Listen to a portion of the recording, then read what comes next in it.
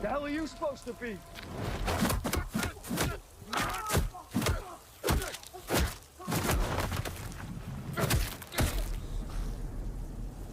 I'm vengeance.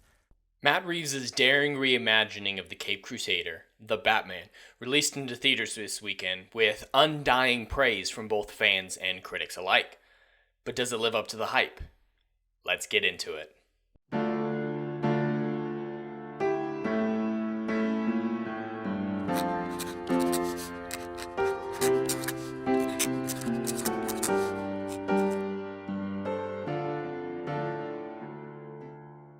Welcome to the Hollywood Scholar. I'm Jed Morgan, and I have to admit I went into the Batman highly skeptical that this cast, crew, or even Hollywood as a whole could really deliver a good Batman to fans. And I was pleasantly surprised, leaving the theater happy with what I'd seen. However, my overall thoughts may be controversial, because I do rate it quite lower than the majority of people. There was so much potential in this film. It was literally dripping from every scene, perfectly accentuated by the masterful cinematography and musical score. But I feel like in most scenes, the Batman failed to live up to that potential that it was setting itself up for. There were so many scenes that got to the cusp of greatness, but fell short in the final yard, landing this film as the 5th best Batman film for me beneath the Dark Knight trilogy and Batman '89. The cast overall did very well with what they were given, even the ones that I initially rejected in their respective roles. They were all perfectly cast for what the film was trying to do. The technical aspects of the film were also brilliant, and the music was divine, so I believe the film's biggest issues lie within the script and from the meta aspect of what makes a good Batman adaptation. The mystery aspect was intriguing and the Riddler intimidating, but there were just a few things off about the story that kept this from being an amazing film. And spoilers ahead. The Batman follows Year 2 Batman, who's caught up in a strange new mystery left for him by the Riddler. The elite of Gotham are dying in gruesome ways, little messages for the Batman left with them, leading Batman toward the truth of his beloved city and his beloved parents. Batman must race against time to stop the Riddler and to save as many lives as possible before the final judgment is delivered, bringing Gotham to its knees, never to recover. As the world's greatest detective, Batman solves the puzzles and captures the Riddler, but not before the city is flooded and a group of henchmen target the new mayor-elect. Raining down vengeance from the sky, Batman thwarts the final act of Riddler's crescendo and saves the mayor-elect and the remaining civilians. Gotham is broken by the floods, darker and more crime-ridden than ever. The Batman's mission has barely begun. The mystery was compelling and the combat visceral, but the Batman falls short of the writing necessary to truly pay off the grandiose goals and ideas at the forefront of its production. The meta surrounding this film causes a lot of issues for me personally in regards to certain things that Batman is supposed to be, but that doesn't necessarily bring down the film's objective quality. For example, Batman shouldn't be entirely bulletproof. The Batmobile should be a little sci-fi, not just a souped-up muscle car. Bruce Wayne should be more a part of the story, and the Riddler isn't a Zodiac killer type. These are not technically what can be called issues, but they do harm my enjoyment of the story. If they didn't affect you, that's totally fine. That's just me. Of those issues, the Bruce Wayne aspect was the most distracting. Batman needs his Bruce Wayne mask as much as he needs his Batman mask. In other Batman media, Bruce Wayne is used to create such a bombastic and over-the-top playboy that if anyone learned his true identity, they would immediately dismiss it. Imagine that a regular Joe in The Dark Knight was told that Bruce Wayne is Batman. He'd go, "What? That rich kid who's always partying with ballet dancers? No, that's impossible. It can't be him." But in this movie, if an average Joe was told that Bruce Wayne was Batman, he'd go, "Oh yeah, that super rich, reclusive, goth buff guy. You know what? I can see it. He's got the money and no one ever sees him. That makes sense." That's why Bruce Wayne is so important. And even Year 2 Batman would know this. He may be in Year 2, but he isn't inexperienced, immature, or stupid. He's been training for 9 to 10 years at this point. He would understand the importance of the Bruce Wayne mask. However, this film ignores it, leaving Batman's secret identity highly vulnerable. The pacing was also an issue. Slow burns can be good, but the quality of the slow burn was decreased by a rapid acceleration, followed by jagged jitteriness in pace during scenes that needed to breathe a little more. Particularly the hero shots were rapidly skipped over, robbing the audience of the opportunity to process what was happening and robbing them of the emotional impact of such scenes. These classic Save the Cat scenes had all their impact removed by this, so all benefit of including them was diluted by zipping through them so quickly. By diluting that impact, Batman doesn't come across as much of a hero, more of an angry goth kid, rather than the complicated and altruistic hero that we know him to be underneath it all. All this made for a highly disjointed experience. As I always ask, was the film woke or political in an undue fashion? It seems that current day films cannot escape at least a few woke lines, and this film definitely has such lines included. Particularly one line from Catwoman saying, "We need to take down these privileged white men, like the Waynes. Bruce Wayne has it coming." Batman doesn't contradict her or correct her. He agrees that he has it coming because of the sins of his father, which is not true. None of us are responsible for the actions of our ancestors, recent or ancient. Now, this could have set up an interesting arc for the film, and Catwoman specifically. If Catwoman had discovered Batman's secret identity at the end, it could have opened her eyes and shown her that things weren't that simple, and that she had been wrong to have such prejudice against Bruce Wayne. If the writers had her undergo this arc, the wokeness would have nearly been absolved from the film, and it would have added to both her character and Batman's, because Batman would also learn that he is good in spite of his father, through her changed lens. As it stands, Catwoman is still prejudiced and didn't learn or evolve at all through the film. Another potential woke issue was pointed out by Ryan from RK Outpost, precipitating death threats against him and everyone at Geeks and Gamers for pointing out a fact in the film. The people of color presented in the film are nearly wholly good, and the white people are nearly wholly bad, Batman and Alfred being the only exception of the latter. In current day Hollywood, it is more than likely that this was done on purpose, and that is all Ryan said. However, the Twitter mob refused to accept this context and decided to hurl death threats his way instead. It definitely seems like I am alone in my thoughts on this film, but let's check Rotten Tomatoes to be sure. These are some quite impressive scores from both fans and critics alike, and both of them I think are rather high for the film's overall quality. I rate it quite below both critics and fans, but let's read what some of these individual fans and critics have to say. There was nothing that I didn't like. It was amazing. Great action. The action was good. There wasn't enough of it, but what it had was really good. Amazing, dark, and brutal the way a Batman should be. I agree. I prefer darker Batman interpretations. They definitely seem better for the type of character. I'm not going to give anything away, but this Batman is more of a realistic look at the Caped Crusader. If you are looking for anything to do with any of the installments before this, then you better go into it with a very open mind. To me, it's aimed for more of a millennial audience, but that's just my opinion. Overall, it was not bad, but not fantastic either. That's kind of where I rate it. That's still... That's right. Yeah, it's right about where I rate it. 3.5 stars. 3.5 stars. I can run with that.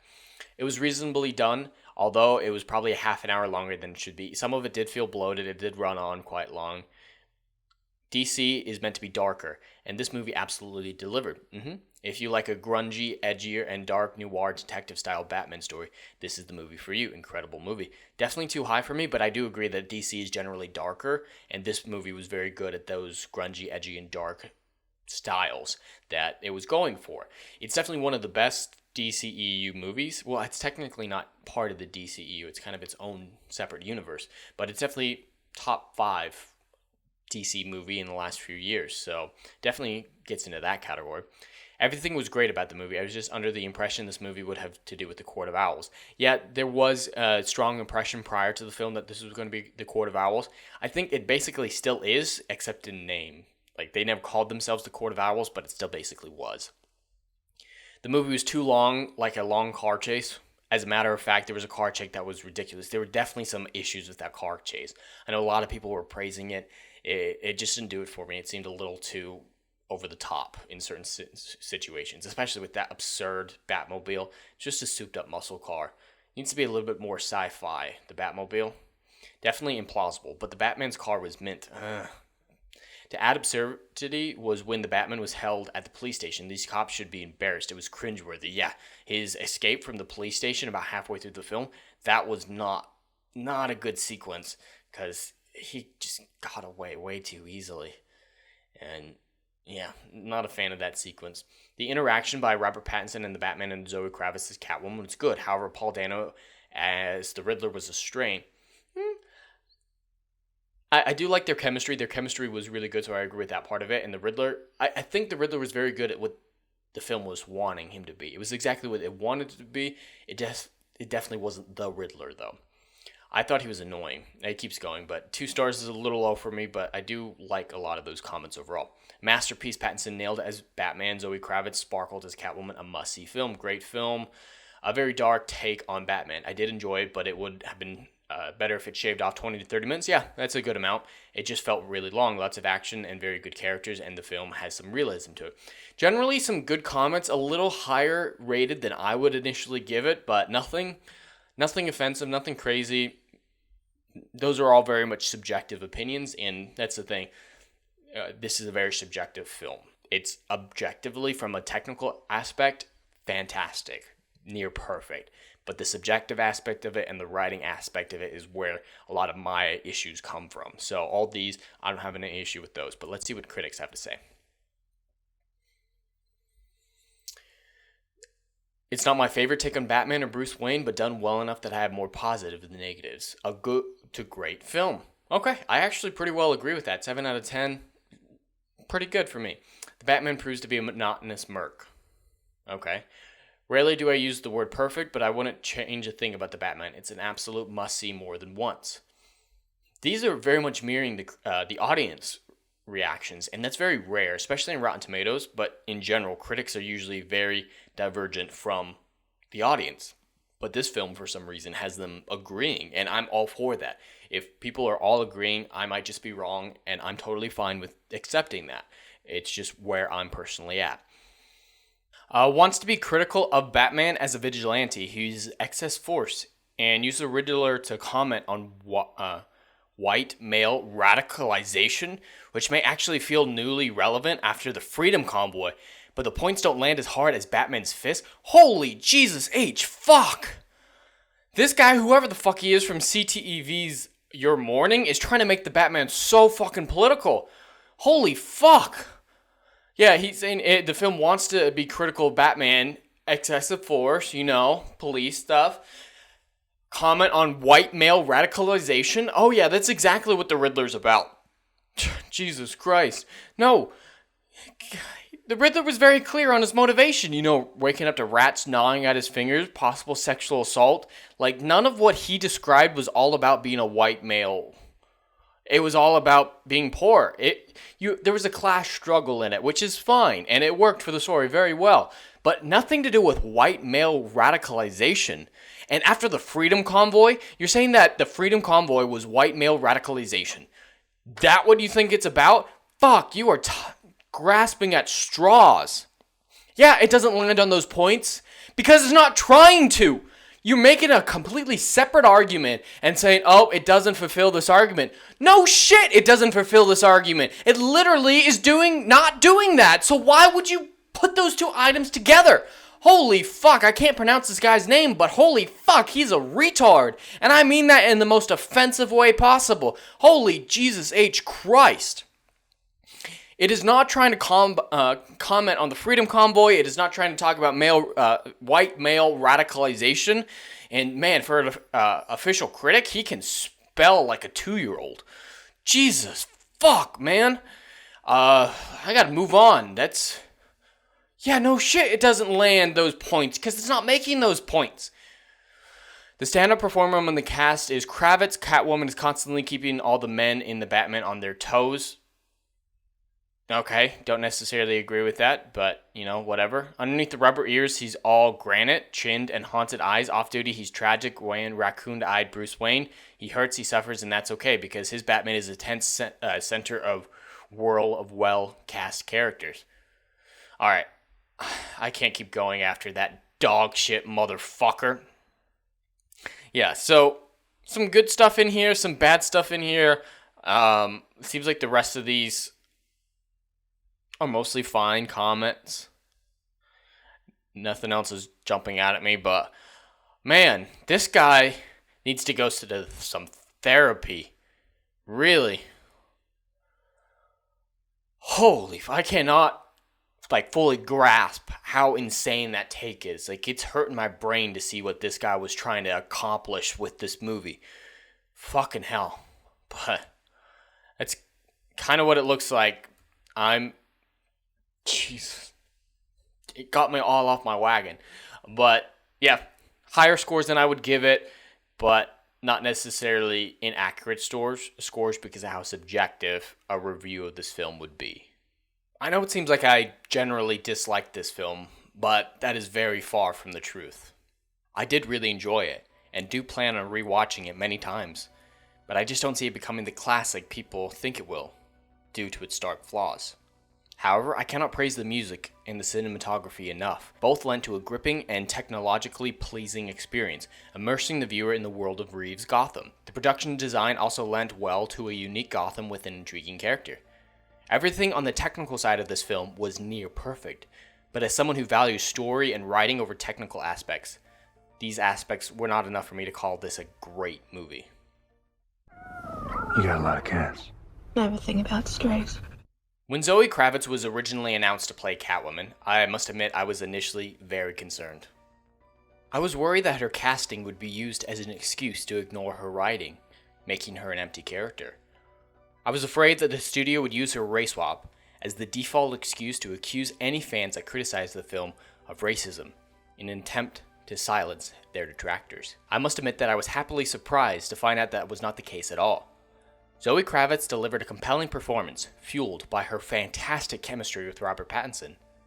She may not be the best Catwoman, and I may not be a fan of the writing decisions that were made with her character, but she was definitely a good addition to the story.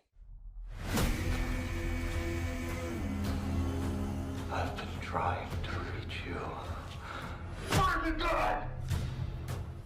Paul Dano's Riddler may be the Riddler in name only, but he still delivered a compelling performance that added an intriguing edge to the story. As I mentioned earlier, a lot of my issues with the Riddler came from a meta sense. He's not a Zodiac killer type. Victor Zsasz or Calendar Man would have been better choices for that type of antagonist. However, this portrayal of the Riddler is the perfect antagonist for the type of film that Matt Reeves was going for with the Batman. He was dark, he was frightening, and he was compelling.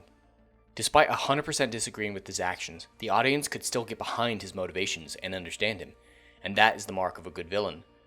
Fundamentally evil, but understandable. Paul Dano's performance was incredible and exactly what this film needed. If this continues, it won't be long before you've nothing left. The rest of the supporting cast was generally good, but the writing still failed them in certain instances. Colin Farrell's Penguin was a very interesting addition to the film. He had a very unique approach to the character that we hadn't seen before, and that uniqueness worked very well for the tone and story that the Batman was trying to achieve. It's still nearly impossible to imagine Colin Farrell as the man beneath all that makeup, so props to the makeup team. He is one of the few characters I look forward to seeing develop more in potential sequels. Like Zoe Kravitz, I was initially concerned about Jeffrey Wright's casting as Gordon. I'm a big fan of Jeffrey Wright, so I knew he would do a good job, but I was still concerned that the writers would ignore his character development on the excuse of the race swap, as many writers do these days. Again, like Kravitz, I was happily surprised to find him a compelling and interesting character that was well written in his struggle to be the only good cop left in Gotham. He didn't necessarily have an arc, but Gordon usually doesn't need one in Batman media. Overall, I was concerned about nearly every casting decision when I initially heard them, including Andy Serkis as Alfred. I love Andy Serkis in nearly every role he's ever done, but I didn't feel like he was Alfred. As with the other casting decisions so far, I was happily surprised to find he was a great addition to the story. He was definitely a very unique Alfred compared to his predecessors, but in all good ways. Andy blew it out of the park. For the remaining supporting cast, they all did what they were told and were what they were supposed to be for the story, but they didn't stand out much beyond that. Justice. The answer's justice. When I first heard that Robert Pattinson was going to be Batman, I initially very much despised that casting decision for a myriad of reasons. But I have to say, he did a really good job for the Batman that this film wanted him to be. I despise his Bruce Wayne, but loved his Batman, so I'm very conflicted on his performance overall. His portrayal matched the tone perfectly and carried a certain intimidation factor that the previous Batman never attained. However, that intimidation was written very inconsistently. His character overall was very inconsistent, as well as his gadgets and abilities. At one point, he's taken 2 machine guns to the chest, no problem, then gets knocked down by a shotgun blast and nearly taken out of the fight. His Batmobile also seems vulnerable to hits one moment, then crashes through a giant concrete cylinder the next, no problem. This Batman also says he cares about the Gotham citizens, before blowing up a giant glass ceiling above hundreds of scared civilians. The film even goes out of its way to show giant glass shards nearly impaling Riddler's henchmen. Those shards would have continued down and stabbed and killed many people below, but the film conveniently forgets about that. As with my other issues, my concerns with Batman are with the script, not with the acting or the visual presentation. Overall, I believe Robert Pattinson did a good job, especially at portraying the character Matt Reeves wanted him to. The Batman is a technical masterpiece, immersing the viewers in this incredible world, but the writing falls short of making this a truly great film. I have to give it a 6.5 out of 10. But anyway, that's all I have for today. I'd love to hear your thoughts in the comments below. Please like, share, and subscribe, and I will see you on the next video. Anon.